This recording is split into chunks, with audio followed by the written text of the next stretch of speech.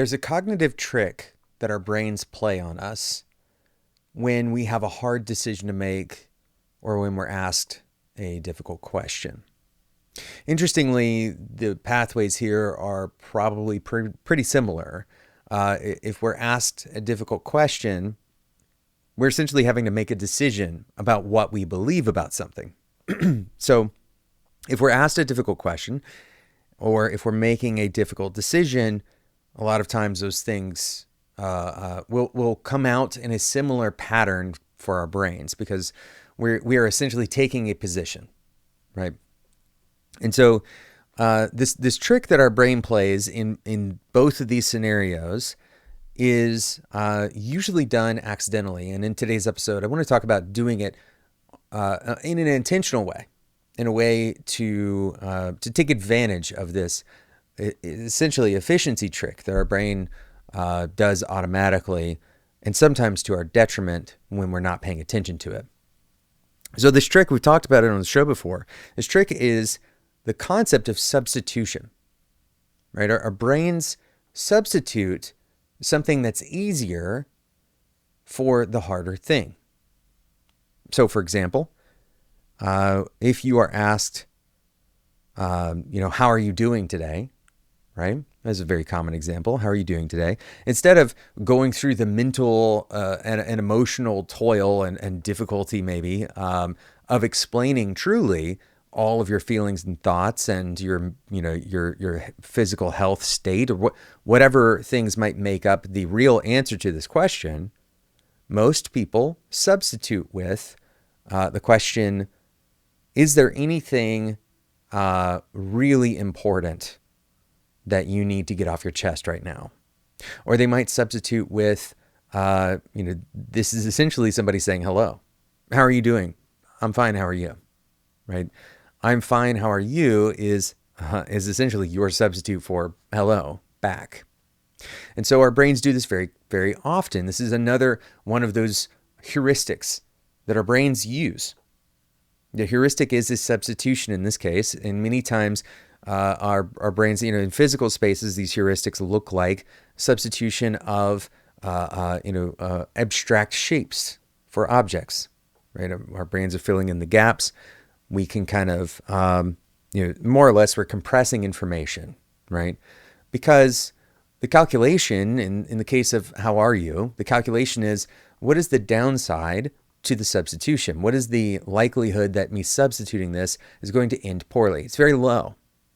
It's very low that I'm going to have a negative consequence from answering this with the easier substitute question, right? And this happens with much more difficult things. A good example of this for software engineering is code review, right? So if you get a big PR, MR, and a lot of complexity in that, right, you may use a variety of substitute questions to determine if this PR or MR is good to go, right? So, for example, you may say, well, was it tested, right? Are there automated tests? Was there manual testing? What kinds of validation verification have occurred here? Does it follow our best practices? Does it follow linting rules? Do I understand this thing well enough to glance and see anything obviously wrong, right? And these are all substitutions for reviewing this line by line. Because reviewing code line by line is most often not even necessary to ensure quality. Because, once again, going back to this calculation that our brains do, most of the time, these substitutes, these heuristics that we're talking about, are sufficient. Every once in a while, they serve us poorly, right? We miss something. We let a bug go out to production. Or we read a social situation incorrectly.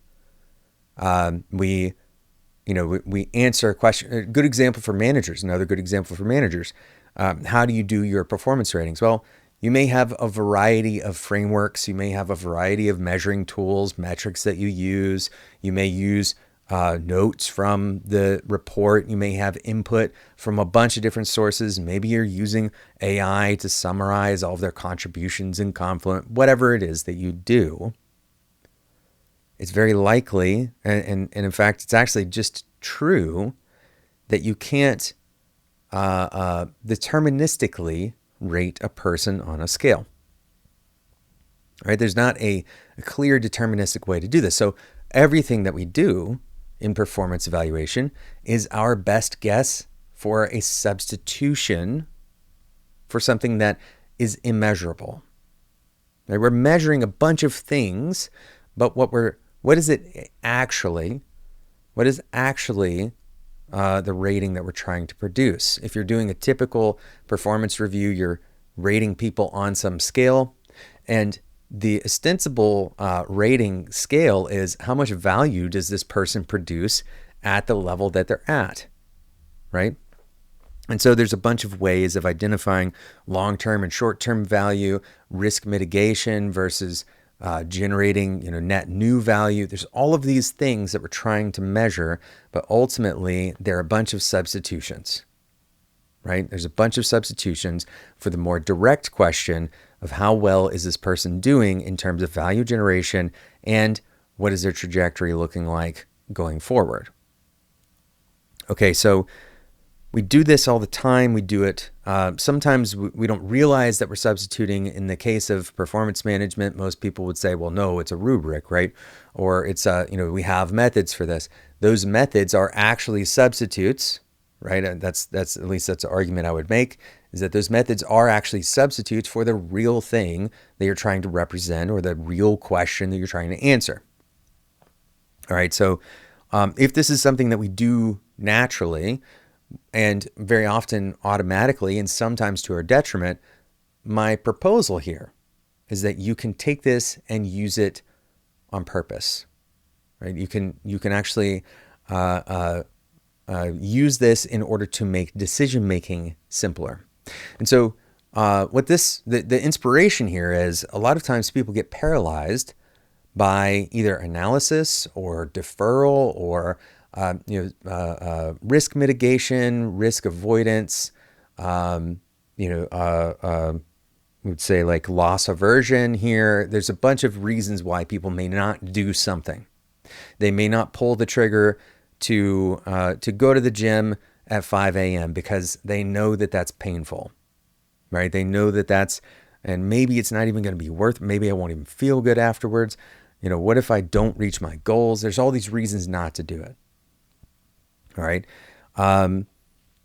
Similarly, there are things like applying for a new job, shooting for your dream job, sending the application for a role that you feel is a little bit out of your reach. And people will avoid taking those steps. And the inspiration here is to start viewing some of these decisions as less of a commitment. So what we're doing is we're going to substitute a simpler decision. Okay. So a great example of this. Let's say you've been at your company, your current job for a few years. You feel very bought in. You feel loyal to the people, but you're not really sure if you're growing. You're not sure if this is really the long-term fit. Maybe you're interested in something else. It's not really your dream job. So there's plenty of reasons why this is worth paying attention to, right? Because of course, you only have one life to live. You're the person who's going to take care of your career more than any other person. No one else can get your dream job for you. That's not going to happen. You have to be your own advocate in this world, right? In this example, and so, but the tension that happens is you may feel a sense of uncertainty or fear, maybe even guilt. If you feel loyal to the people that you work with, if you feel, like leaving is risky, there's some kind of negative downside to making the choice to move. Okay. And so that, along with the uncertainty of maybe I'll be rejected, maybe I won't get this job, is very often the reason people won't even start that process. They won't send a job application. They won't send an email. They won't ask for a reference. they won't do any of those steps. They take it as a foregone conclusion that this is too risky, this is too much. Somehow there's some negative emotion or negative prediction associated with this decision. My proposal here is substitute the idea that you are making the decision to jump into the deep end and look for or shoot for a new job. Substitute that with, I'm going to send an email. Now notice the difference here. The weight of sending an email is very low. The weight of attaching your resume is very low, right? The steps that you would take are one step at a time, iterative. And software engineers know that this is the case. We take small steps, and a lot of small things build up to very complex, larger things. We discover complexity through simple composition, right? And so the process of getting your dream job is actually composed of a bunch of small things that get you there. That process is sending an email, right? It's sitting down and thinking about, what should I include on my resume? It's sending a connection request to the person that might be able to get you a referral at that job. None of these are commitments. None of these are resignations. None of these are the big decisions that you would later need to make, right? So what we're doing is we're removing friction from the actions that you're bundling. All right, so this is part of the problem is we bundle all of these things together. This often happens when we're trying to develop and release software as well. All right, we've been working on this project forever. Is there anything at all that is complete? It's very likely that yes, there's some, if you've been working on it forever, either something's very wrong and you need to go back to the drawing board, or you've got something's complete. So shipping that something to an environment, a production environment. A lot of times the reason we don't do that is because we connect this motion, this like muscle movement and memory, to releasing something into the wild and calling it good.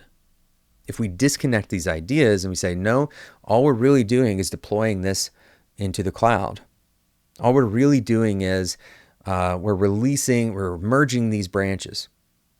It's all we're actually mechanically doing, separating this labeling of this thing being ready, being production ready, being ready for release from the release process. So you're substituting a lot of these micro steps, right? There's a lot of research on this. Most of the research talks about making smaller commitments. And I want to kind of get a slightly different frame on this, right? Because what we're usually imagining is that, okay, well, I'm just going to make this small commitment and hopefully it'll roll into the big one, right? But eventually you still have to make this big commitment. Actually, the meaning that we put into these actions is usually constructed. It's usually something that we perceive or that we imagine others will perceive. When actually, the action itself that we're taking is probably fairly trivial in the grand scheme of our lives, in the grand scheme of all of the things that could happen, with the actions that we're taking. We're moving bits around. We are having a conversation, right? These are small actions that if you were to substitute in your mind what you think this means with the actual action that you're taking, it is a lot less intimidating. Right? So making weighty decisions, you can likely cut that decision down and substitute an easier thing, something that you can kind of strip out the assumptions, right? You strip out the attached meaning of these decisions and instead focus on, okay, this is simply X, right? What is this simply fill in the blank? What is that? What is the decision you're actually making here? And can you make a smaller decision? Could you make a substitute decision? Could you take a substitute position? right? Instead of saying you think this is the best way, or you believe that that this code is ready to go to production, right? Or you think this is the right person to hire, you can substitute a much lower commitment levels to these things and still take the same exact actions, right? So the internal commitment might be, I'm going to try. I believe that this code is shippable. Instead of saying this code is great, or I'm willing to put my name on the line for this, I think this code is shippable. What happens? What's the downside if we ship it and it's wrong? We can roll it back, right? Make your decisions easier. Try to find exit pathways. Make decisions that are easy to come back from. You're lowering your commitment thresholds in almost all these cases, right? So if you have a hire to make, for example, you rest on the fact that, hey, look, the hiring process is volatile and you can't predict the future. And so if you're going to hire somebody, you want to be rigorous about it. You want to actually put them through, all of the standard development and stuff. But at the end of the day, none of these decisions are permanent, right? None of this is permanent. If you screw this up, it might be expensive. It might be, a regret or whatever. But at the end of the day, most of the decisions that you're going to make, there are ways to divert and reduce the risk of those decisions, right? A lot of the time we overestimate the risk of a decision so much, right? And we underestimate the risk of doing nothing. This is going back to our action orientation, but trying to find these kind of mental tricks that help us get to an action-oriented spot by reducing our perceived risk, right? Most of the things that we are perceiving as risky are ultimately not a threat to us, right? There's very likely that we can find a way around most of the risk that we are perceiving, or we can simply relabel it, right? We can substitute a heuristic for what this thing actually means. Thank you so much for listening to today's episode of Developer Tea. Hopefully you can quickly attach to some of these ideas and see them playing out. Next time you feel like there's a big decision to make, try to break it down into its more fundamental aspects. What am I actually doing here? What are the physical actions? What are the actual words or the mechanical pieces of the puzzle here? What is the actual downside in the worst case? If this goes awry, do I have to connect my all of my worth to it? Probably not, right? It's okay if this fails because it's a simple action. It's very likely that you are doing this already with substitute questions and substitute beliefs, and so I encourage you to try to take that kind of thing that your brain is good at already and reuse it in a more intentional fashion. Thank you so much for listening, and until next time. Enjoy your tea.